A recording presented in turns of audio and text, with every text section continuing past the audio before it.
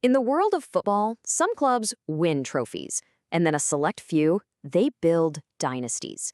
But there's probably no dynasty more dominant, more decorated, or more famous than Real Madrid's.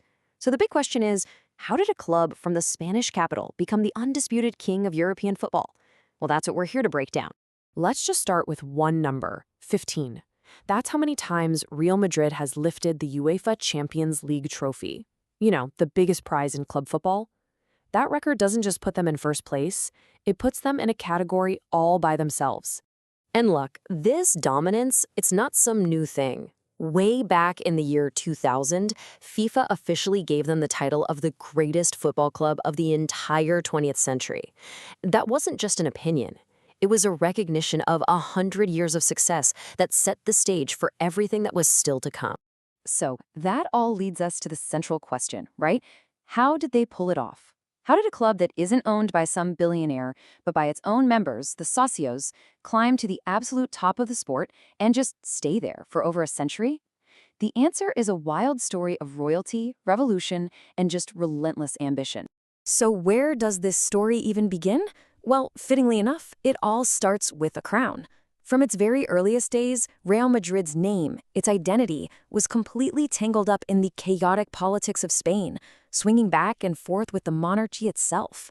The whole journey kicks off in 1902, when they were simply Madrid Football Club. Pretty straightforward, but things got interesting in 1920 when King Alphonse III, who was a fan, gave them the title Real, which means royal. But then, that royal link was totally severed in 1931 when the monarchy was abolished and the club had to drop the title. It wasn't until after the Spanish Civil War in 1939 that Real and the crown came back for good, cementing this link to power that would define them for decades. And you can literally see this history right on their crest. I mean, it's like a living document. The royal crown right there in 1920 gets stripped away in 1931 and replaced with this simple purple band for the Castile region. The club's entire identity was being redrawn by the political tides of the country. It's fascinating. Okay, so after all the chaos of the Civil War, the club pretty much had to be rebuilt from scratch. And that is when the single most important person in Real Madrid's history steps onto the scene. The man who laid the foundation for everything we know today, Santiago Bernabeu. Santiago Bernabeu, he was a former player who became president in 1943, and his vision was just on another level. While the club was basically in ruins, he famously said their current stadium was too small. Not for the team they had, but for the team he was going to build. And he didn't just talk, he acted. His first big move was to build this, a massive new stadium that opened in 1947. He had this core belief that to be the best club in the world, you first needed the best stage in the world. It was like a cathedral built on pure faith in a future nobody else could see it. And of course, the stadium was eventually renamed in his honor. So once the stage was set, Bernabeu put the strategy in place that would become Real Madrid's DNA.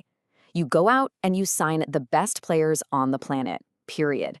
Don't worry about the cost.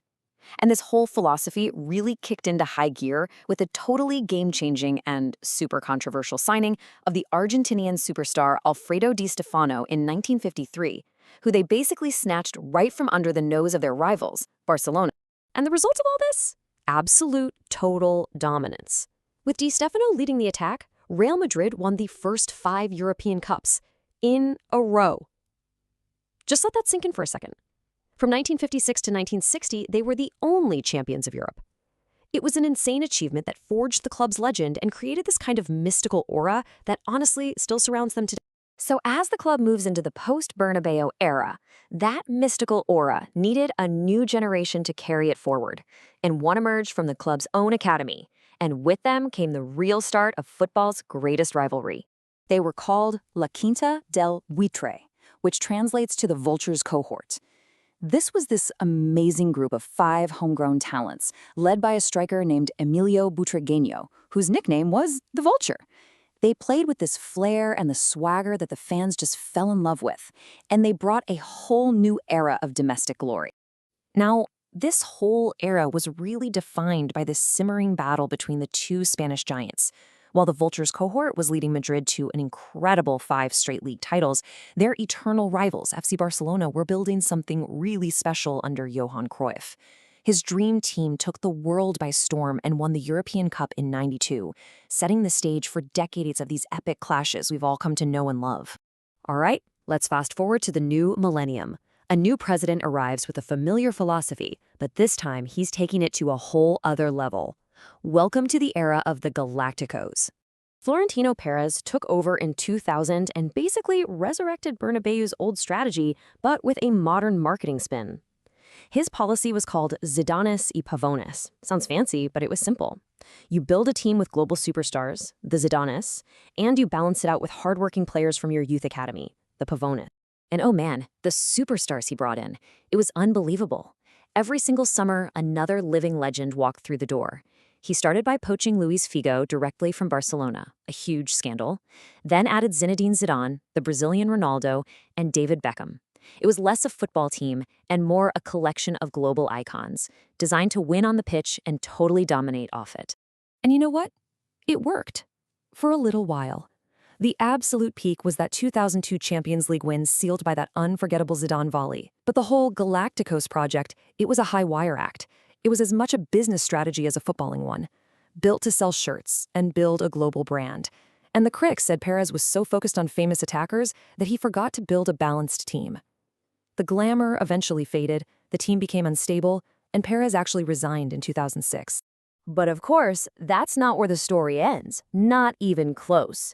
The latest chapter in Madrid's history is all about the return of Perez and a new assault on European football, this time led by a whole new generation of icons. Yep, Perez came back to the presidency in 2009, and what's the first thing he does? He launches Galacticos 2.0. He immediately shatters the world transfer record to sign Cristiano Ronaldo from Manchester United. The message couldn't have been clearer. The ambition was back, and this time, the whole project was going to be built around one of the greatest athletes in history. And what happened next was just historic. Under the management of club legend Zinedine Zidane, this new-look Madrid did something nobody thought was possible in the modern Champions League era. They won it 3 times in a row. This three-peat from 2016 to 2018 was a perfect echo of the dominance of Bernabeu's original team 60 years earlier. So let's circle all the way back to that question from the beginning. What is it that makes Real Madrid so dominant? Well, it's a mix of all these things, right? It's a history tied to power and royalty. It's a core belief in signing the biggest stars. It's this relentless, unbearable pressure to win everything and to do it with style. It's an identity that's been sharpened by that legendary rivalry with Barcelona. And most importantly, it's this cycle of building, collapsing, and then rebuilding these incredible, dominant dynasties. Which really just leaves us with one final thought. The club's entire history is about renewal. It's about finding the next Di Stefano, the next Butragueño, the next Zidane, the next Ronaldo. So the real question isn't about what they've done, but what they're going to do next. Who are the players who will be asked to build the next great dynasty in that cathedral that Bernabeu built all those years ago?